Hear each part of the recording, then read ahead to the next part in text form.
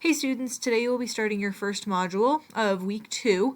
For class this week, we will be studying the 3 philosophies of ancient China. For some of you, this may be familiar. To others, it may be brand new. Regardless, as you go through the modules, always consider which of the 3 philosophies would work best if you were starting a dynasty. The first part of this lesson will be looking at this big overview of the 3 philosophers and deciding which one you agree with most. So for example, do you think people should put the needs of their family first? Do people need harsh laws and punishments? Or maybe should people just give up worldly desires, think money, think fame, and search for nature? Which philosopher do you agree with the most? Once you have read over these, you're going to write your answer right here.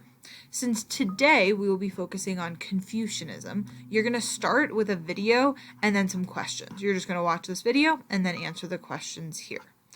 As always, before we examine a document in social studies, we have to source it. So the first thing you're going to do before we even get into reading is to source our document. So what is the document number? Who wrote that? Who wrote that? What is the title? When was it written? Does this author have a bias? Based only on what you're given here from this document you're looking at today, you will source it and write your answers in here. After you complete your sourcing, there will be a video right before you start your read to learn to walk you through the steps of annotating. You're going to be great.